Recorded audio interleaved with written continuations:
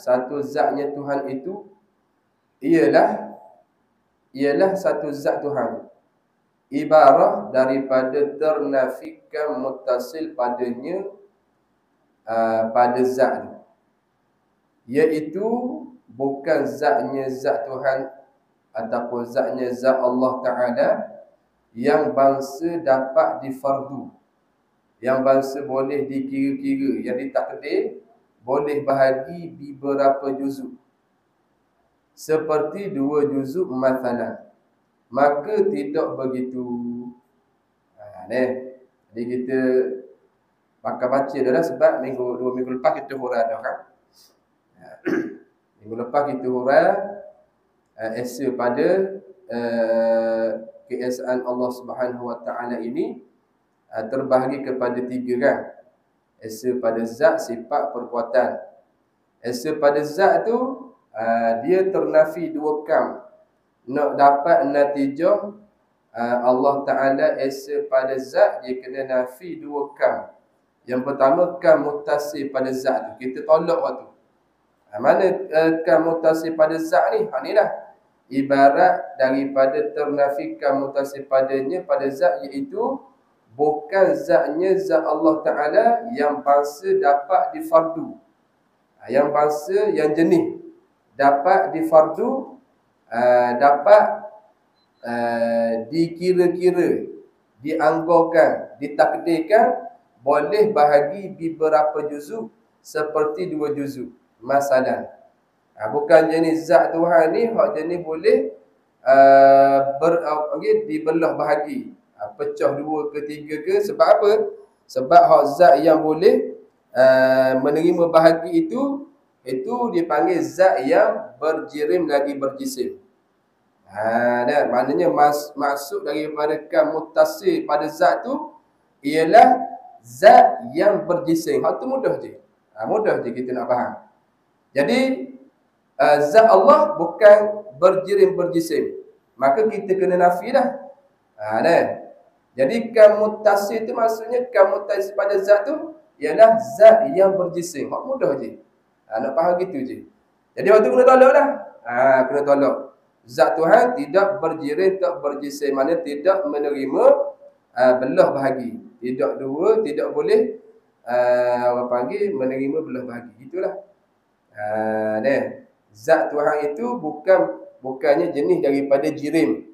Zat Tuhan itu bukannya jenis daripada jisim. Sebab zat selain daripada Allah semuanya berjirim dan berjisim mereka ni. Bila dia zat dia berjirim, berjisim, maka nak jadi zat tu dia orang panggil terbina atas beberapa juzuk, dia panggil. Dia bersambung, dia bergabung di antara beberapa juzuk. Kalau kita nak bagi nampak kot macam zat kita ni. Nak jadi zat kita ni campur macam-macam lah. Dengan darahnya, dengan tulang, dengan daging, dengan airnya, macam-macam. Dengan tanah tu dipanggil muttasil, mana bergabung, berhubung. Adapun zat Allah bukan sebegitu. Zat Allah tidak begitu. Mana pada hakikat kita ni tak esa pada zat lah. Sebab apa? Zat kita ini orang panggil muttasil, berbilang, kan muttasil kita ni. Faham lagi ya? Tu yang pertama dia. Maka benda yang dapat dibahagi itu dinamakan benda yang dapat dibahagi dinamakan jisim. Tu nama dia. Bahas dah dulu ni. Gapo jisim ni. Dan juga kan muttasil. Nama dia. Benda yang dapat dibahagi tu nama dia jisim, dan juga kan muttasil. Sama je. Kalau anggar orang, kenapa kan muttasil pada zat? Maknanya jisim. Jisim tu maksudnya muttasil pada zat. Mudah tak? Jadi mana kita tolak. Yang pertama kita tolak kan muttasil pada zat pada Allah. Maknanya zat Allah tidak berjisim. Nak keluar natijah Allah Subhanahu Wa Taala esa pada zat ni. Kemudian dia buat mari tafsir. Apa makna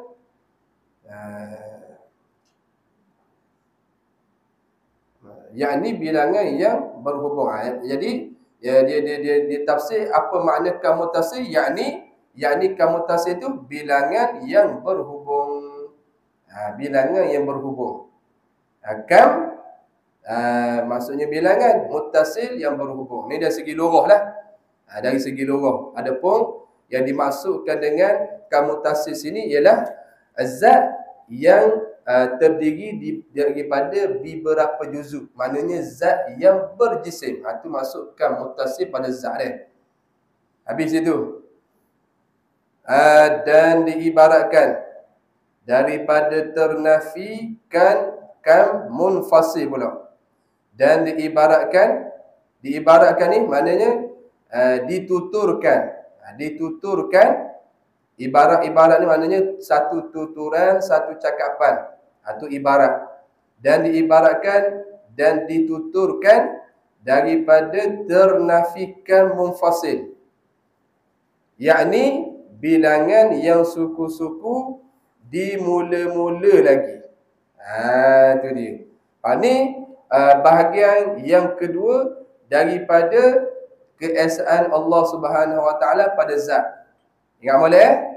Keesaan Allah Subhanahu Wa Taala pada zat. Yang pertama tadi ternafikan muttasil pada zat.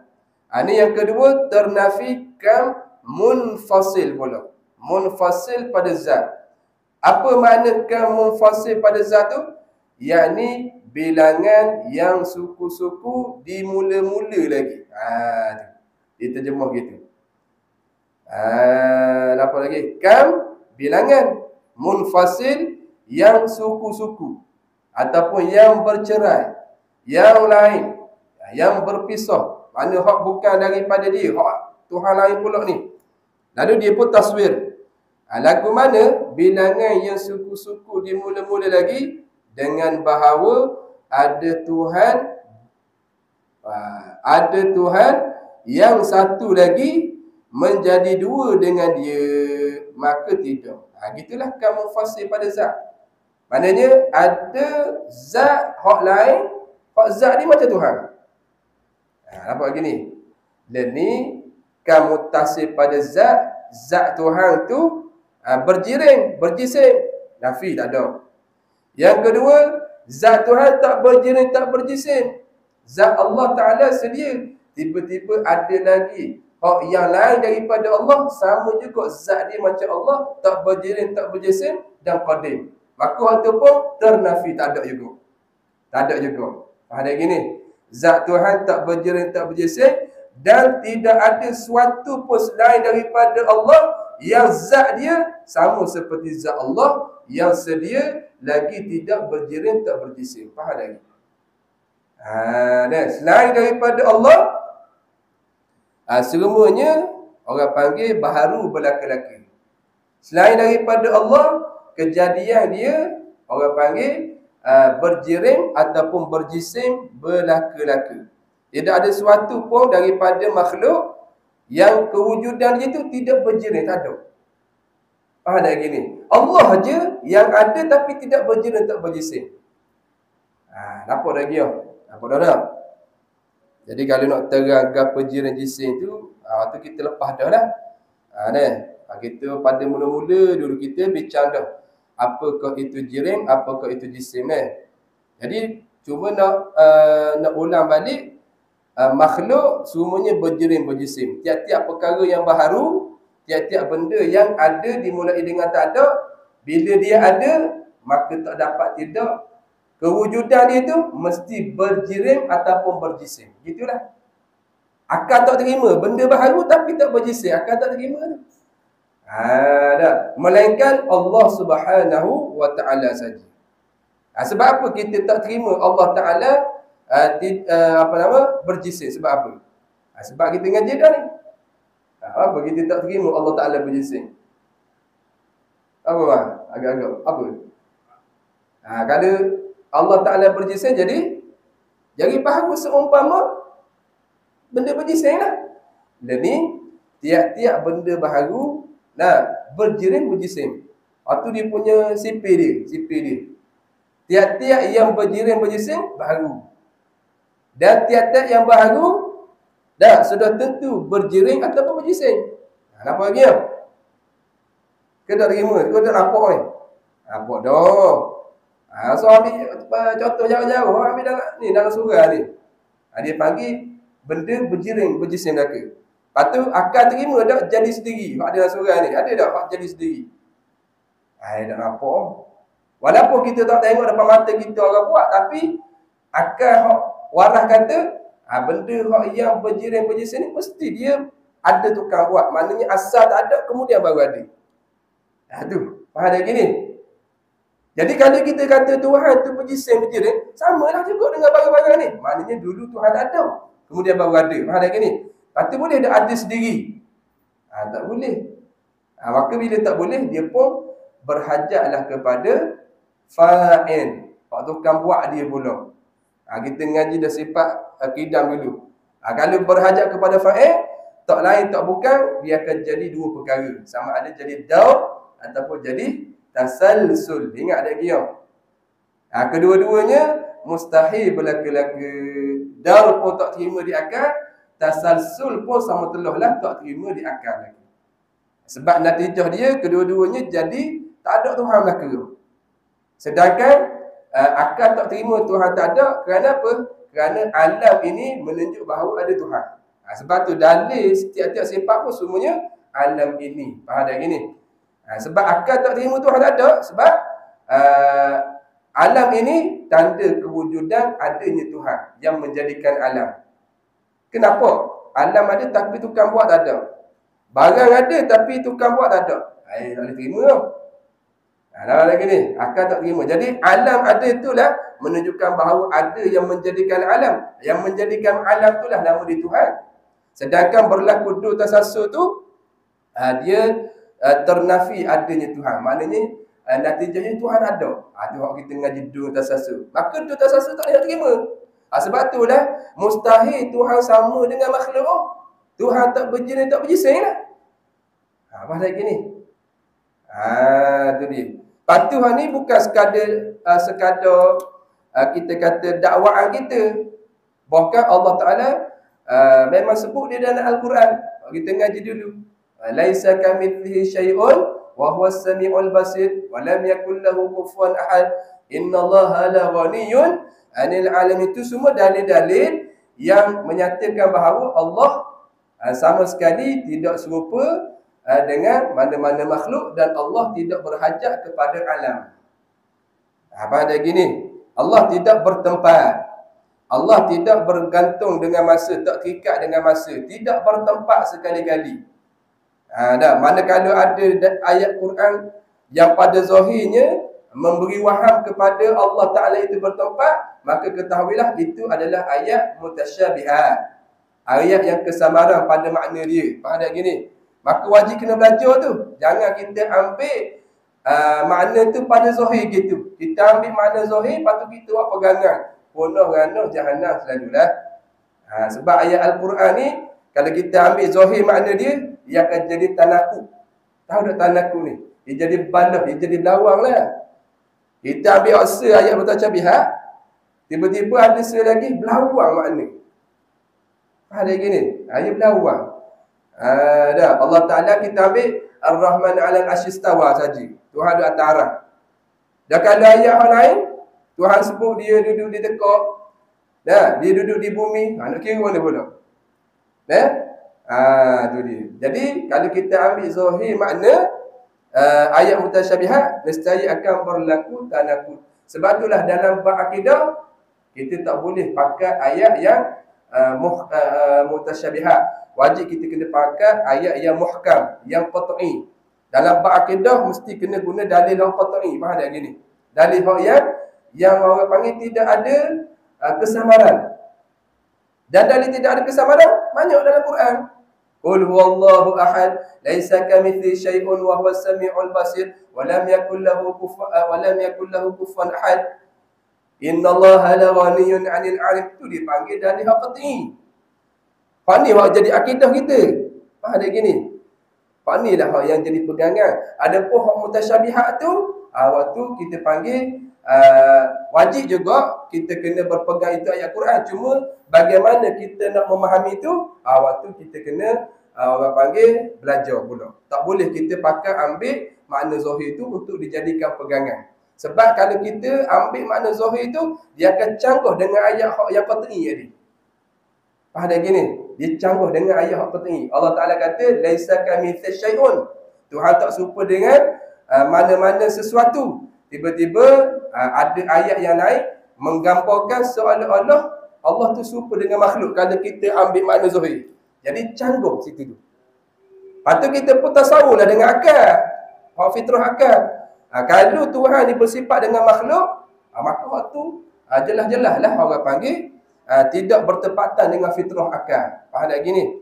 Sebab dia menatijahkan macam kita sebut tadilah, mustahil pada akal kerana dia membawa kepada Allah Subhanahu Wa Taala itu menjadi baharu seperti kita juga. Yang akhirnya jadi tak ada lah Tuhan ni. Tu dia ni.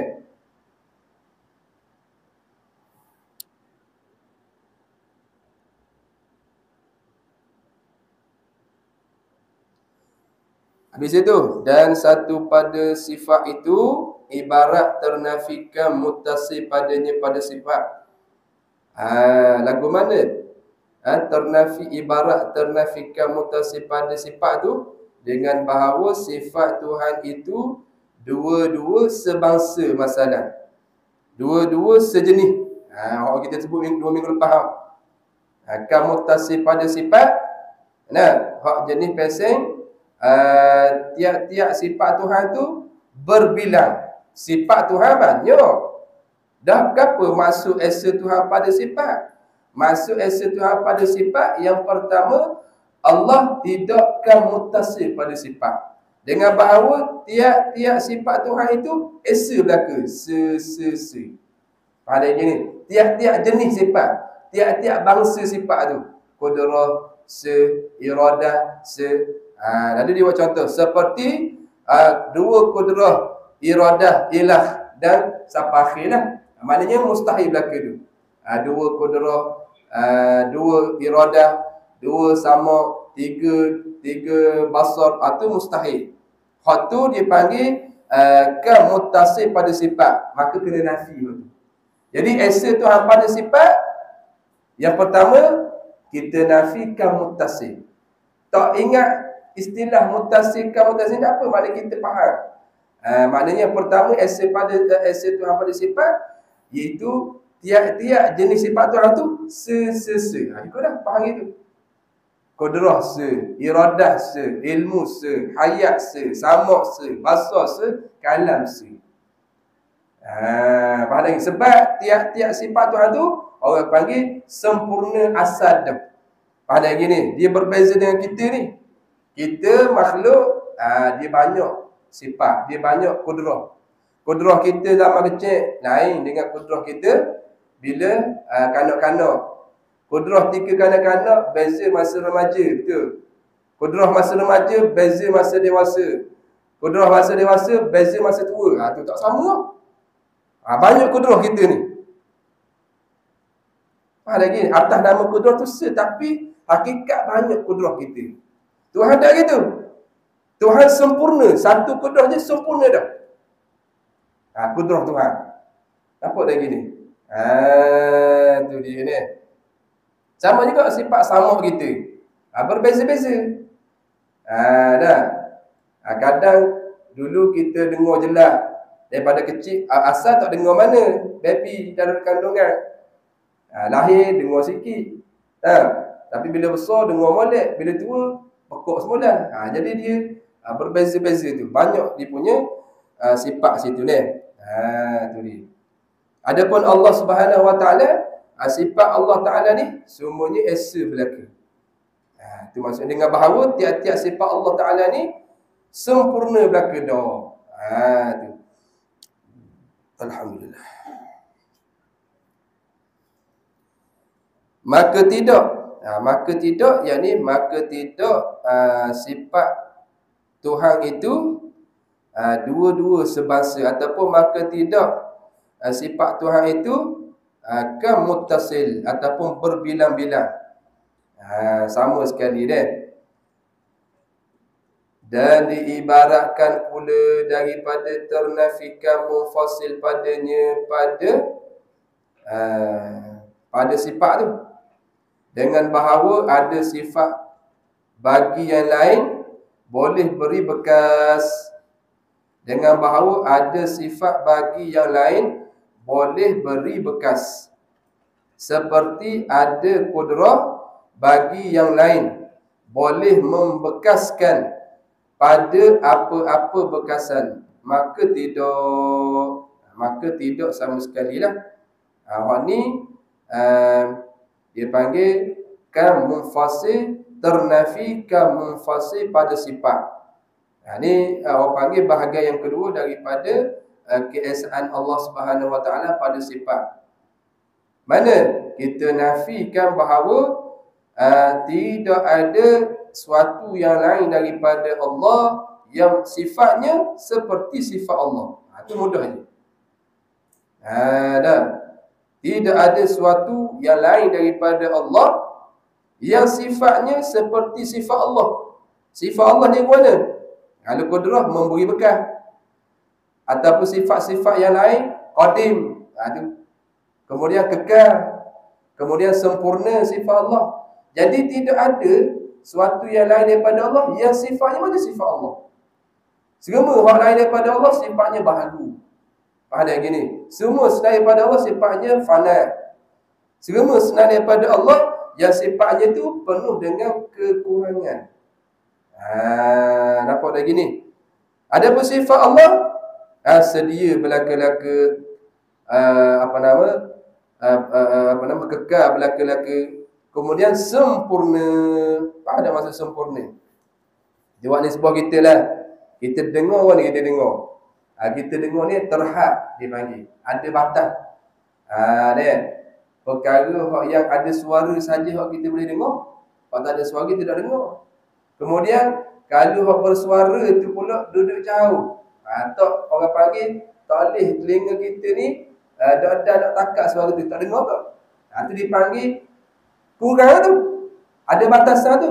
Adapun sifat sama Tuhan tak ada tu. Hak suara, hak tak ada suara, dengar belaka-laka. Asalkan benda tu maujud, benda tu ada, Tuhan dengar. Hak yang dekat, hak jauh, Tuhan dengar belaka-laka. Tak ada sesuatu pun yang maujud, yang tidak Tuhan dengar. Semua Tuhan dengar belaka. Nyata belaka di Tuhan. Inkisah dia bagi. Sempurna tu. Jadi nak bagiannya tak ada satu pun yang lain daripada Allah. Sifat dia macam sifat Allah gitu, tak ada. Tak ada. Kalau ada pun, itu dia panggil pemberian Allah. Tapi tak sama juga dengan hakikat Allah. Hakikat sifat Tuhan. Faham tak gini? Tak sama. Kalau ada pun dia boleh dengar benda-benda yang lain pun, tapi tetap juga tak sama dengan sifat hakikat Allah.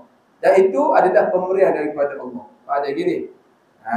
Umpamanya karamah para wali ke kita kata tak, dapat dengar perkara yang jauh, dapat dengar isi hati orang. Nampak perkara benda tu seolah-olah sifat yang kita kata luar biasa dah. Hakikatnya tak sama juga dengan sifat Allah tu. Sebab sifat yang ada pada para wali tu tetap juga baharu.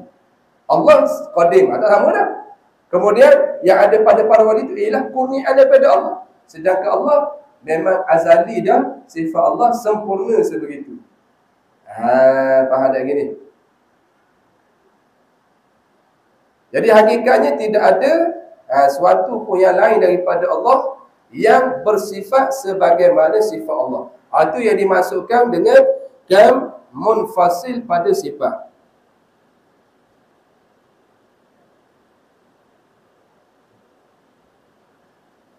Adapun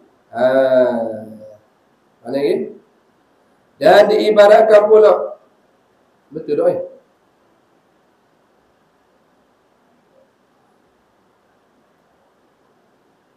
Adapun disandar tuturan kepada makhluk, betul situ. Betul. Seperti rumah ini tukang dia Abdullah buat. Masalah contoh. Maka dengan jalan ikhtiar dan usaha juga. Dah kita cover tukang buat rumah tu dah. Ni. Jadi kita lepas dah tuan ni. Ni perbuatan dah ni. Esi perbuatan ni. Lepas ni. Lakuh kan. Satu sifat. Jadi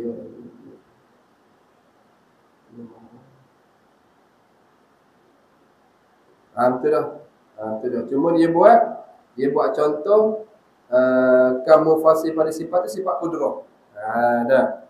Jadi tak ada satu yang lain daripada Allah yang kudrah dia sama dengan kudrah Allah. Mana pada memberi bekah tu. Dia buat contoh sifat kudrah ni. Itu dia. Jadi kita kata kudrah Allah sahaja ialah yang memberi bekah. Kudrah selain daripada Allah tidak beri bekah. Tiba-tiba dikatakan, tengok contoh, ada pun disandar tuturan kepada makhluk seperti rumah ini tukang Abdullah buat masalah. Maka jawab dia dengan jalan ikhtiar dan usaha juga. Dia panggil mana ni? Dia panggil cakap isnad majazi saja. Abdullah buat rumah. Ataupun kita kata matahari yang menerangi, air yang membasuh, api yang membakar. Dapat seolah-olah ada perbuatan sendiri-sendiri. Tidak. Waktu dia panggil isnad majazi. Adapun kalau nisbah kepada orang yang mukallaf, dia panggil waktu cakap sandar ikhtiar usaha pada hamba. Zahir saja. Zahir saja disandar kepada orang panggil hamba. Kenapa disandarkan ikhtiar usaha tadi kepada hamba lah? Sebab apa? Sebab Allah Subhanahu Wa Taala sendiri yang menyandarkan ikhtiar dan usaha itu kepada hamba. Pada ini. Pada hakikatnya ikhtiar dan usaha ni tidak ada orang panggil fungsi sedikit pun pada hakikat. Pada hakikat ikhtiar dan usaha tu tidak ada peranan pun. Ini pada hakikat. Ni. Pada zahir kita ada ikhtiar usaha. Mana ikhtiar? Ni kita ambil makna dia dulu. Yakni ikhtiar tu yakni sengeling hati. Dah. Sengaja. Maknanya pilihan hati kita nak buat. Tu ikhtiar. Mana kita pilih dengan hati. Kita nak buat ke tak mau buat? Kita pilih nak buat. Kita pilih tak mau buat. Tu dia panggil ikhtiar. Pilihan hati. Tu ikhtiar. Kemudian usaha pula kasbun.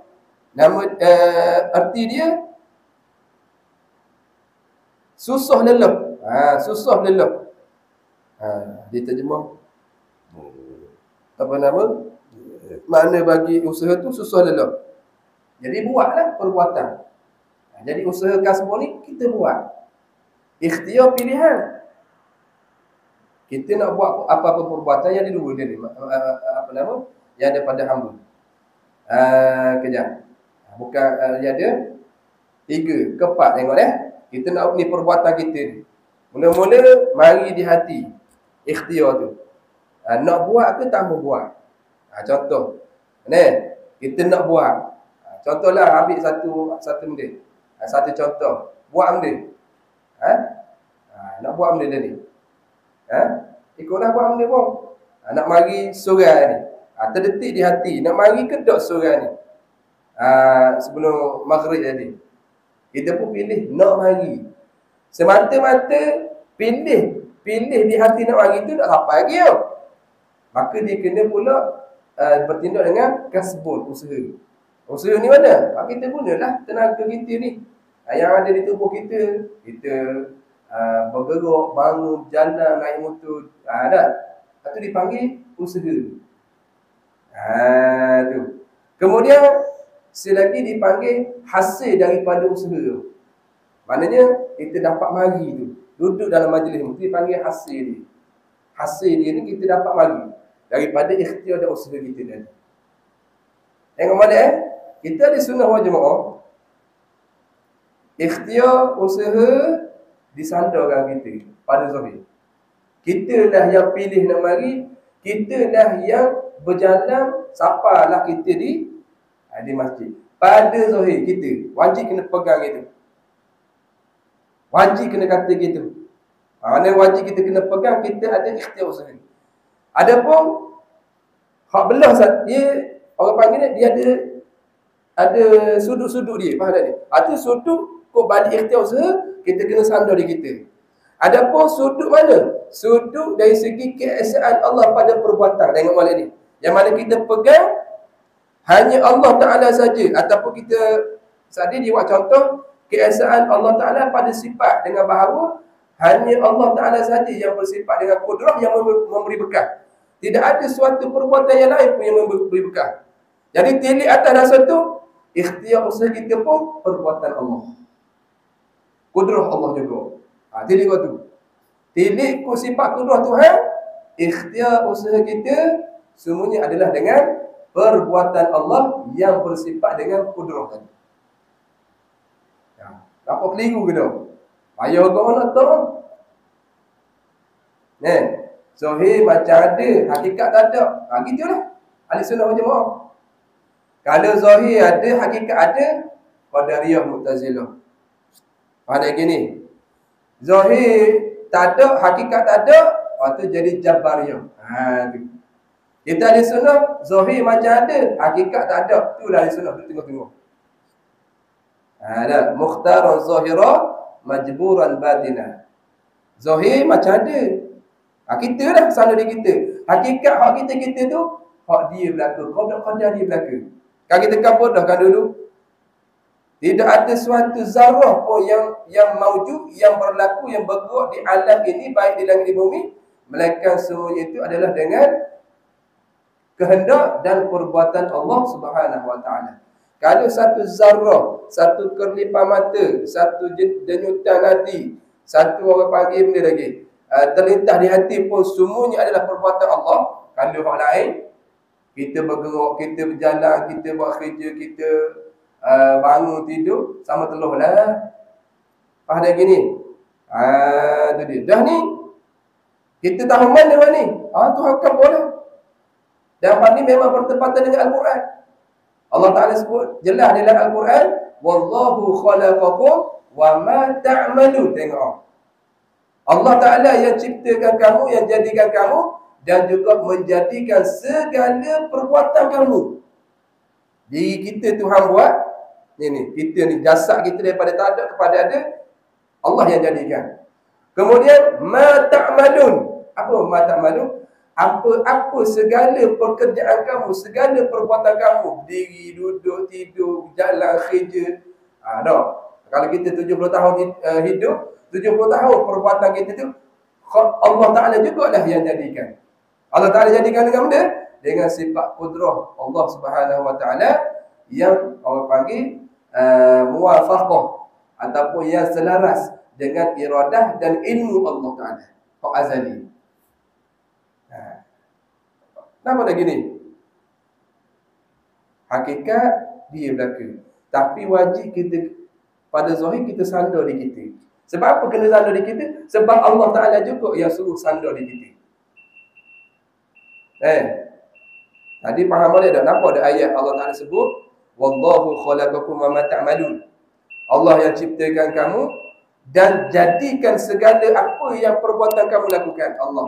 Ayat yang lain, Qul kullum min indillah. Katakanlah wahai Muhammad, sekalian perkara yang berlaku, yang ada di langit dan bumi, semuanya indillah, daripada Allah, jadi daripada qadar Allah. Dzalikumullahu rabbukum la ilaha illa huwa khaliqu kulli syai'. Khaliqu kulli syai'. Dialah Allah yang menjadikan sekalian perkara. Sekalian. Bila sebut perkara, termasuk gerak diam kita, kerlipan mata kita, duduk bangun kita, tu dipanggil sekalian. Semua khaliqu kulli syai'. Allah dah yang jadikan. Apa lagi ya?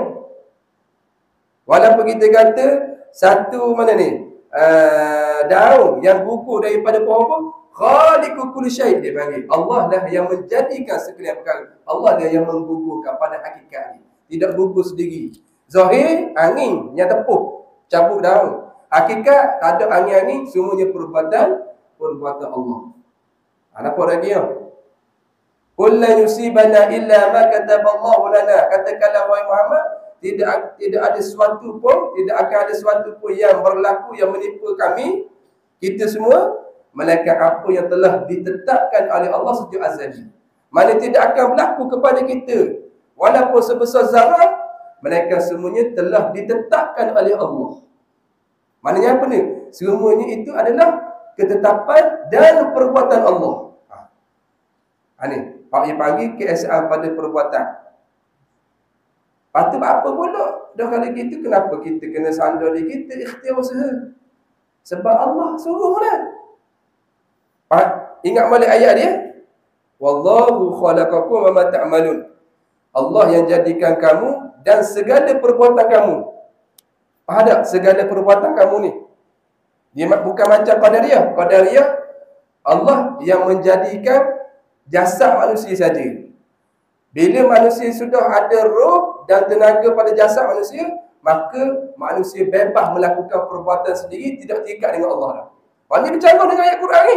Sedangkan Allah Ta'ala kata, Wallahu khalaqakum wa ma ta'malun. Ma ta'malun tu ada sedih. Bukan Allah Ta'ala jadikan kamu saja, bahkan segala perbuatan kamu pun Allah Ta'ala yang jadikan. Apa lagi ya?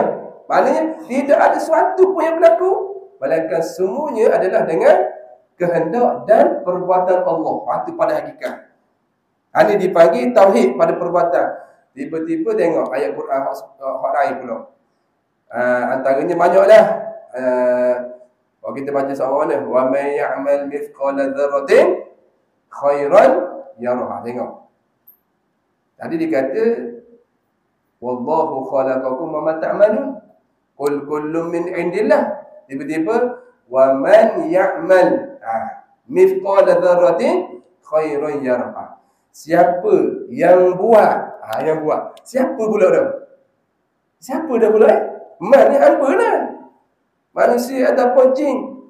Ya'mal, yang beramal.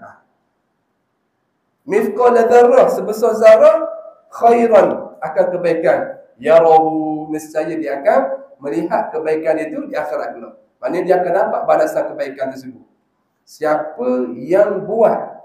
Jadi Allah Ta'ala sandarkan perbuatan, orang panggil buat kebaikan tu kepada man. Man siapa? Manusia dan jin yang berakal, yang cukup syarat taklif. Jadi Tuhan sandar perbuatan ikhtiar usaha itu kepada kita, maka wajib kita kena pegang pada zahir kita ada ikhtiar dan perbuatan. Pada zahir. Jadi hak ada rasa pahala kepada kita ni, hak yang mana? Hak perbuatan yang jenis ikhtiari. Hak jenis ada hukum hakam. Pada ikhtiari, hak yang perbuatan hak kita boleh pilih pada zahir. Pada zahir kita boleh pilih. Macam kita kata nak mari seorang ni boleh pilih tak? Ke siapa-siapa gitu je. Ya, kita pilih tak? Memang kita sedar mari ni. Itu dipanggil perbuatan hak jenis ikhtiari, pilihan. Lepas tu dia ada dosa dan pahala. Adapun kalau perbuatan hak jenis itirari, pada zahir pun memang kita tidak boleh nak kawal benda tu. Jenis sepak, jenis ter depan, tertidur, termakan, terminum, benda lagi, terjatuh, tu. Ada terdepan tu dipanggil itirari, mana bukan sengeling kita. Maka hal ni tidak ada, tak termasuk dalam hukum taklifi dipanggil. Tak termasuk dengan daripada dosa pahala. Termakan mana? Benda haram. Termakan sengaja, tak sengaja, tak ada dosa. Pada gini, hak yang nisbah dosa pahala ni, hak perbuatan ikhtiari. Jadi perbuatan ikhtiari ni nak sandar kepada kita pada zahir, pada gini. Kalau hak ikhtiari, boleh sandar pada Tuhan. Pada zahir, kita nak sandar pada Tuhan secara itlak tak apa. Adapun perbuatan ikhtiari, wajib kena sandar di kita. Tapi kita kena ingat, perbuatan ikhtiari ini hanya sandar pada zahir juga. Bukan perbuatan kita secara mutlak, bukan. Sebab kita ikat dah dengan tauhid dia. Wallahu khalaqakum wa ma ta'malun. Hak yang jadi salahnya, mula-mula comel dah keesaan Allah pada perbuatan, tapi bila nak pergi kepada ikhtiar usaha, dia jadi ternafi balik keesaan pada perbuatan tu. Maknanya kita ada pilihan perbuatan, tapi pilihan perbuatan kita hak kita. Pada gini. Sebab apa? Sebab dia fikir logik akal. Logik akalnya mana? Macam mana perkara yang Allah Ta'ala telah tetapkan, Allah Ta'ala telah jadikan, tiba-tiba Allah Ta'ala suruh kita buat pula. Dia fikir logik akal. Pada gini. Maka sudah tentulah apa yang Allah Ta'ala suruh daripada kita, Tuhan tak tetap lagi. Mana kita boleh pilih sendiri, kita boleh buat sendiri, tak tingkat dengan Tuhan. Itu nampak logik tu. Nampak macam logik sikit. Itu dah ni. Tuhan tetap dah, tapi Tuhan suruh. Mana dia suruhnya? Dia tetap azali tu. Jadi hak yang Tuhan suruh ni Tuhan tak tetap. Tuhan tak buat. Ini perbuatan kita dan pilihan kita secara mutlak. Tu nampak macam kena tu. Maka barulah adil katanya. Barulah adil Allah Ta'ala membalas seorang yang taat dengan kebaikan, membalas dengan kejahatan seorang yang melakukan maksiat. Ini dipanggil pokok yang mendahulukan akal daripada Al-Quran dan Hadis. Faham dia gini? Tak boleh kita itu. Betul bukan ahli sunnah wal jamaah. Sebab kalau kita kata kita ada pilihan dan perbuatan secara mutlak yang tidak berkait dengan kudrat dan iradah Allah Ta'ala, maka di situ dia membawa kepada menolak ayat Al-Quran yang menyebut tadi wallahu khalaqakum wa ma ta'malun. Dia menolak ayat Quran yang menyebut qul kullun min indillah. Dia menolak ayat Al-Quran yang menyebut khaliqu kulli syai'. Jelas Allah Ta'ala kata dia belaka buat. Ada ingin. Bahkan ada hadis daripada Nabi SAW. Nabi SAW sebut azali siap dah ke dah kita ni. Ahli syurga ke ahli neraka, betul dah ni. Belum wujud lagi kita di alam ini, sudah ditetapkan sama ada hamba itu ahli syurga atau ahli neraka. Kalaulah dia ada pilihan sendiri, dia boleh buat, kenapa tetap ada? Nak tolak mana hadis tu? Bermakna tak siap dah ke dah. Ni hadis sahih.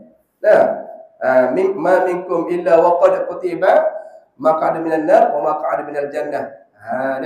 Tidak ada seorang pun daripada kalangan kamu melainkan telah ditetapkan, telah dituliskan pada azali sama ada di tempat tinggal dia neraka ataupun syurga.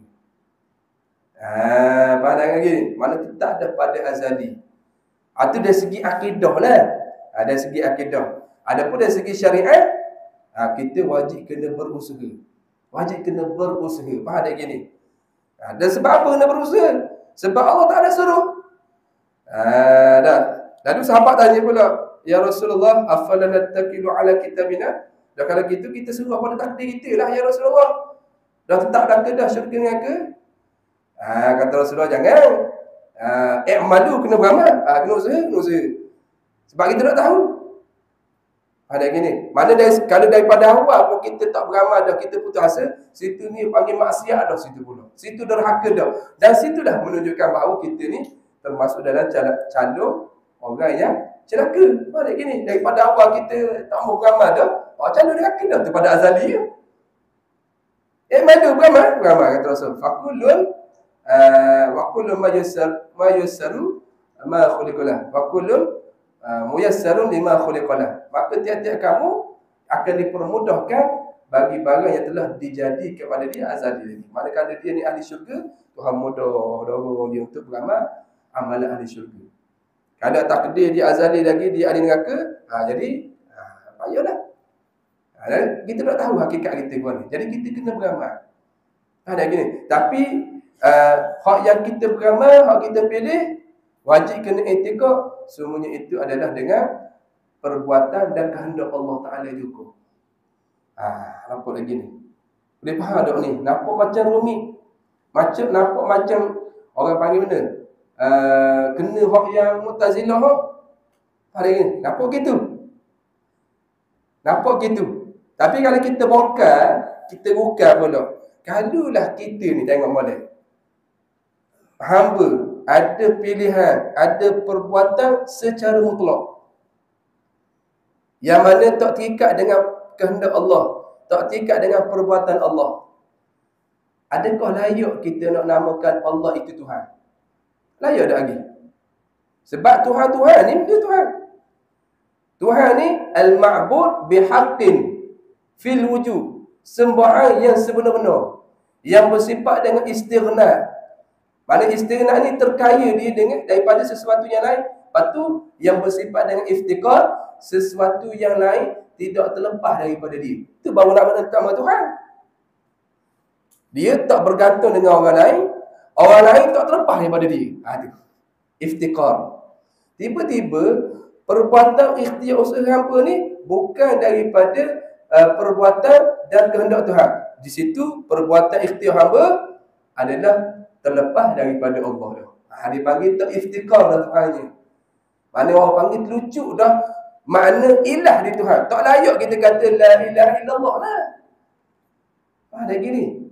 Sebab bayangkan banyak mana perbuatan kita yang kita buat sehari-hari. Atas seorang hamba tu kalau hidup 70 tahun, banyak mana perbuatan dia. Tu atas seorang hamba, tiba-tiba perbuatan yang banyak itu tak terikat dengan Tuhan. Bebas dia buat atas muka bumi Allah ni. Kita nak buat Tuhan ni macam kita, beratlah. Kita boleh lah. Kita memang gitu. Kita, anak kita. Walaupun nama anak kita, kita yang lahirkan dia. Tapi kita tak boleh nak kawal dia 100%. Dia nak berak, nak kecil, kita boleh kawal. Dia nak tidur, kita boleh kawal. Dia bernafas, boleh kita kawal. Dia nak bernafas diri walaupun anak kita.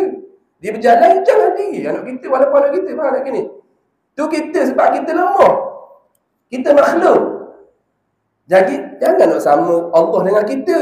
Lepas Allah buat kita, kita bebas jalan sendiri, bergerak sendiri, tanpa dengan orang panggil taklukan kudrat iradat Tuhan. Tu kita tu. Lagi ni, tak layak dia nama Tuhan gitu. Ada orang panggil tak mengenal Tuhan sebenar ni. Dah hakikat ke mana? Dah, hak kita pun hak dia kan. Perbuatan dia belaka pada hakikatnya. Baru Tuhan sebenar. Barulah nama iftikar. Maknanya setiap makhluk mungkin yang ada ni tak terlepas daripada milikkan Allah. Tak terlepas daripada kudrah dan iradah Allah. Baru nama Tuhan. Tu tauhid tu. Tauhid tu. Tak balik dah tu. Dah. Cuma kita nak padu dengan hak yang ikhtiar usaha ni jadi macam belaga ke. Macam belaga. Dah kalau kita tak payah usaha apa, dah tetap dalih. Tak boleh pula. Sebab Allah perintahkan kita usaha. Dah apa tengok mari persoalan. Soalan ni ia timbul bila kita belajar. Dah apa Tuhan takdir siap dan kedah azali. Bahkan setiap apa yang berlaku setiap hari ni, setiap saat, setiap zarah, semua Tuhan buat, Tuhan takdir dah. Bahkan perbuatan Tuhan, tiba-tiba Tuhan suruh kita ikhtiar dan usaha. Bahkan ikhtiar usaha tu hak dia juga. Apa gitu? Allah SWT tanya apa lah. Lepas tu dia panggil kena tanya Tuhan sendiri. Habis itu dia nak jawab dah lah. Sampai situ jawapannya la yus'aluna amma yaf'alu wa hum yus'alun. Itu ada sunnah wal jamaah. Sampai situ dah lah. Dah apa Tuhan buat gitu? La yus'aluna amma yaf'alu wa hum yus'alun.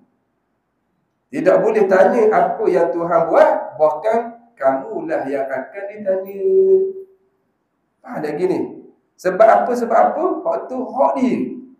Kita ni milik siapa? Milik dia. Faham tak gini? Jadi bila milik dia, nak buat apa pun ikut anda lah.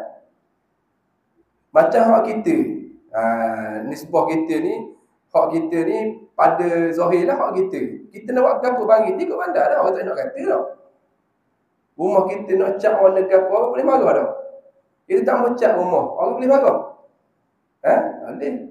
Kita beli rumah lawa-lawa macam-macam, beli sofa. Dah kali kita tidur luar rumah, tak mau tidur rumah. Boleh tak orang marah? Pandangmu rumahmu apa orang nak marah?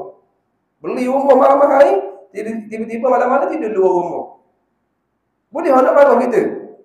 Boleh. Pasal hak kita kat mana kita lah. Mau beli rumah, mau nak bakar rumahmu, kau pandai barangmu. Tidak ni, beli rumah apa bakar rumah. Cuma orang panggil gila je lah gitunya dah. Tapi orang nak marah tak boleh pasal hak dia. Tu ni sebuah pada zahir kita hak kita lah. Pada gini. Adapun hakikatnya kita ni semua milik Allah. Maka kita tak boleh nak persoal apa-apa bagian-bagian Tuhan awak gini tak boleh. Kalau kita nak persoal, berat lah. Bapa Tuhan awak pasir, bapa Tuhan awak lembu, nyanyi ke lembu. Nak apa tak buat jadi orang beriman ke? Orang sedap. Berat lah ni. Siang ke pasir, tak nengur dia situ. Puasa bertahun, berpuluh tahun duduk gitu. Pasir nak ada syurga ke? Berat gitu tanya gitu. Ke mana? Apa dah buat orang belaka, beriman belaka? Boleh tanya gitu. Berat ni. Mana ni tak kenal wallahi. Dia tak kenal diri dia tu. Dah. Siapa boleh tanya gitu tu berat tu, jauh tu. Pengenalan dia tu jauh diri dia tu. Faham ni? Dia tak sedar bahawa diri dia tu 100% bukan milik dia, bukan milik Allah. Jadi boleh tanya kita mana tak kenal. Mana kita ni, Tuhan jadi kita orang ni pun bukan atas dasar pilihan kita, bukan. Wajib kita Tuhan buat kita orang. Tak wajib. Tuhan ni, kalau nak buat kita jadi lembu pun boleh. Nak buat kita jadi mana? Jadi lalat ke, jadi nyamuk ke seekor, boleh tak? Boleh. Wajib Tuhan buat kita jadi orang. Tak wajib ya. Dan jadi orang ni, dipanggil kurniaan dia, kemurahan dia lah. Patut kena syukur, bukan kena tanya gitu. Manakala Tuhan buat kita jadi lalat, tak ada apa-apa bagi Tuhan. Hak dia. Tapi murahnya dia, tak buat kita jadi lalat, jadi orang. Orang jadi orang beriman. Patut kena syukur, bukan kena tanya ni. Bahkan kalau Tuhan tak buat terus pun kita tak ada masalah. Tak mahu mewujudkan terus kita ni. Boleh nak tanya, dah apa Tuhan tak mewujudkan kita? Tak boleh, hak dia belaka. Faham tak gini? Sama juga, dah apa Tuhan jadikan hamba, sebahagian hamba ni azali lagi ahli neraka. Lepas tu Tuhan Tuhan letakkan dia dalam ahli neraka, dalam neraka. Sedangkan pada azali Tuhan tetap dah dia ahli neraka. Waktu di antara soalan hak kita tak nak tanya belaka tu, sebab hak dia dah zalim dengan Tuhan gitu. Betul ni soalan-soalan hak dia. Zalim kan? Dia tetap ada orang tu azali ahli neraka. Lepas tu dia tak dalam neraka orang tu. Ni dah dia tubik banyak pok Mu'tazilah ni, jadi dia kehing sini ni. Mu'tazilah ni. Dia tak nampak ni. Boleh mana Tuhan tetap azali neraka, lepas tu Tuhan tak yang neraka. Mana boleh? Maknanya orang tu masuk neraka, Tuhan tak letak lah. Baru dia jadi tak zalim Tuhan, dia kata. Masuk neraka. Betul tak ni? Kalau Tuhan tetap masuk dia dalam neraka, tiba-tiba dia masuk neraka, Tuhan tetap azali tu. Nampak macam mana? Nampak macam tak betul lah. Sedangkan itulah hak yang sunnah. Kalau ahli bid'ah, orang tu masuk neraka dengan pilihan perbuatan orang tersebut secara mutlak. Tuhan tak letak dia masuk neraka. Tu ahli punah, ahli bid'ah tu. Walaupun dari segi akal kita nampak macam masuk. Faham dah gini? Masuk. Sebab dia nak lari mana? Nak lari daripada takut bawa kepada kata Allah tu zalim. Gitu. Ada gini. Walahal dia lari kot tu, lari daripada kita panggil mudarat satu mudarat, bahkan dia pergi pada mudarat hak lebih besar lagi. Mana? Dia bawa kepada syirik perbuatan Allah. Hak tu jahat lagi. Besar lagi mudarat dia tu. Nak lari daripada mudarat hak kecil mana? Takut dikata Allah ni zalim. Dia lari kat tu, dia kot mudarat oleh besar. Mana? Syirik pada perbuatan Allah. Tu jahat lagi. Jahat lagi. Maknanya perbuatan jahat yang berlaku di manusia bukan perbuatan Allah. Maknanya berlaku sendiri, terlepas daripada milikan Allah. Dan Tuhan kan begitu. Di langit bumi yang dia buat, tiba-tiba berlaku, dia tengok saja. Dia tak berkehendak, bukan perbuatan dia. Tu kita. Makhluk kita boleh lah. Tapi Allah Tuhan tak layak kita. Dia kena mana kalimah Tuhan tu. Nampak tak gini? Sebab itulah ahli sunnah wal jamaah nak jawab balik persoalan yang diajuk di Mu'tazilah yang mengatakan kalaulah Tuhan masukkan seseorang hamba dalam neraka, sedangkan pada hakikatnya Tuhan telah takdirkan dia di neraka di azali, bukankah itu zalim? Maka jawabnya, apakah makna zalim? Situ duduk. Kena pergi dulu ke mana zalim. Mana zalim-zalim? Zalim-zalim ni apa? Kita kena faham zalim lah. Zalim ni kalau bahasa mudah kita ke, benda perkara hak bukan milik kita, tapi kita guna sesuka hati. Gitu. Lebih kuranglah wad'u syai'in li ghairi mahallihi. Benda hak yang mana kita letak suatu perkara pada bukan tempat dia. Kita buat contoh ginilah mudah. Hak yang biasa tu guru saya buat contoh. Kita ayam kita. Ni ayam ni kita buat mudah contoh. Ayam milik kita dalam satu rebang. Tapi rebang kita tu ada rebang milik orang lain, ayam milik orang lain. Duduk sebelah-sebelah. Nampak lagi ni? Ni rebang kita, tepi rebang kita ada rebang ayam orang lain. Kita jungal tangan kita, ambil ayam hak rebang kita tu. Nampak lagi? Kita ambil ayam kita tu, kita beri ke orang. Boleh tak? Dia panggil zalim ke tak? Ambil ayam kita, kita beri ke orang. Boleh? Boleh? Ada masalah tak? Kita ambil ayam kita sembelih. Boleh tak? Boleh. Kita ambil ayam kita jual. Boleh tak? Ikut pandai lah ayam tu nak jual ke, nak melih ke, nak beri orang ke. Tapi kita ambil ayam kot, cuma tangan kita, tak ke hak sebelah tu. Rebang orang tu. Kita ambil. Ayam sama ke? Tapi rebang mana? Rebang orang, bukan hak kita.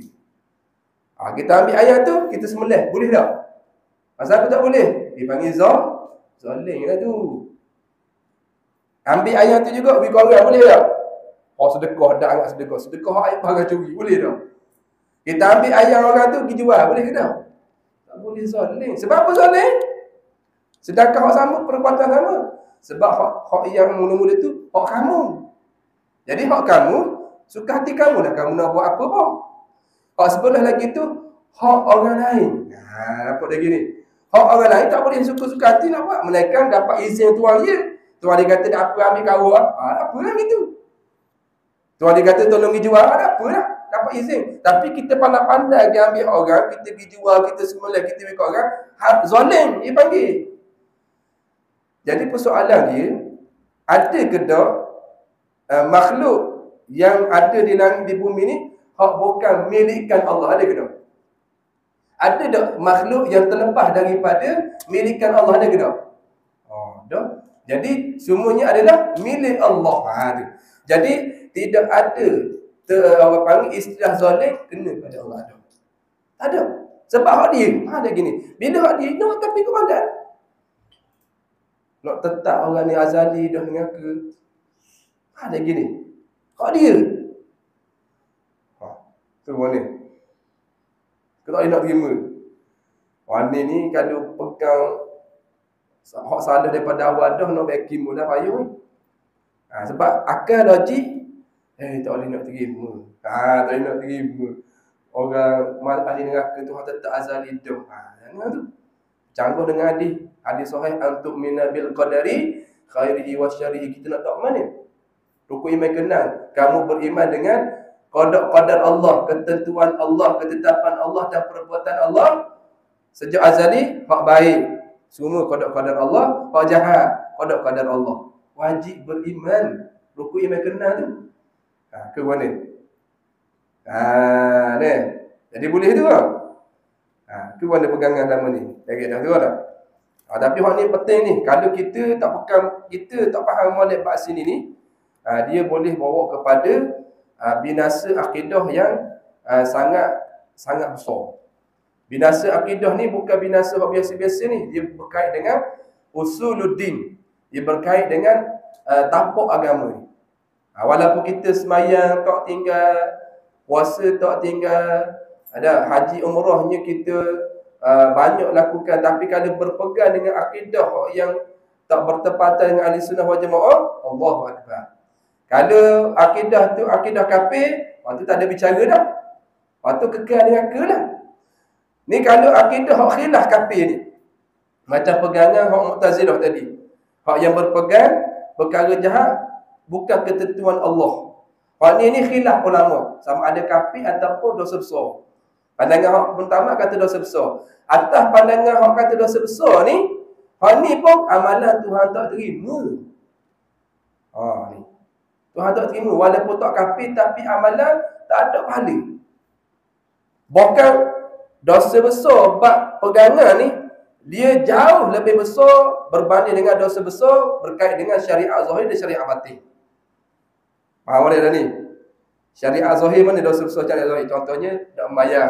Itu syariat zahir, dosa besar syariat zahir. Minum arak, berzina, bunuh orang apa tu? Dipanggil dosa besar syariat zahir. Dosa besar syariat batin mana? Riyak, takabur, ujub, sum'ah tu, daki ke apa tu? Dosa besar syariat syariat batin. Jadi dosa besar berkait dengan tapak agama usuluddin jauh lebih besar daripada dosa besar hak dosa zahir. Dosa zahir nampak macam jahat tau. Berzina, nak mayang, jahat nampak. Tapi tuan di orang ni mayang tak tinggal. Tengok ni. Puasa tak tinggal, tapi pegang dengan akidah hak dosa besar. Jauh lebih jahat daripada orang berzina. Jauh lebih jahat daripada orang mayang. Walaupun dia tak tinggal mayang, tapi pegang dengan akidah dosa besar. Itu pandangan utama. Tapi kalau atas pandangan orang kata kafir, tu tak ada bicara dah lah. Ahli kekal dengan akidah tu. Walaupun tu dosa besar akidah zahir ni hak bahaya lagi. Allah, ni kita kata bahaya akidah, tak belajar akidah ni panggil bahaya sungguh. Bahaya akidah sedang bahaya dosa besar hak akidah ni pula. Dia berbeza dengan dosa besar yang kita buat syariat zahir. Sebab apa? Sebab dia akan ditulis setiap saat, setiap masa oleh malaikat kiraman katibin. Dosa besar. Sebab dia kaya akidah. Akidah kita pegang 24 jam. Dosa besar syariat zahir, dia bukan 24 jam. Kalau contoh orang tu minum arak, masa minum arak tu dah akan dicatat kejahatan minum arak. Lepas habis minum arak, tak ada dah. Orang kata berzina, masa berzina tu lah dia akan dicatat dosa besar berzina. Apa lagi? Habis zina tak ada kan? Tapi kalau dosa besar syariat zahir ni, setiap masa ni. Dah dosa besar syariat, dosa besar akidah ni lebih besar daripada dosa besar syariat zahir.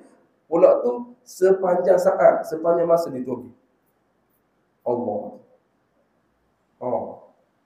Tuan tak tinggal mayang, Tuan tak tinggal puasa. Tapi buat sebesar-besar dosa. Sebab mana? Sebab tidak belajar ilmu akidah. Tu kita takut deh. Jadi minta maaf banyaklah ambil masa yang agak lama sikit malam ni. InsyaAllah kita berhenti setakat itu dulu. Apa yang baik daripada Allah, yang kurang adalah kelemahan daripada sini. Aku qouli hadza wa astaghfirullahalazim wa lakum. Wassalamualaikum warahmatullahi wabarakatuh. Bismillahirrahmanirrahim. Alhamdulillahirabbil alamin wassalatu wassalamu ala asyrafil anbiya'i wa sallallahu alaihi wa sallam ajma'in. اللهم انفعنا بما علمتنا وعلمنا بما ينفعنا ربنا زدنا علما صلى الله على سيدنا محمد وعلى اله وصحبه وسلم والحمد لله رب العالمين.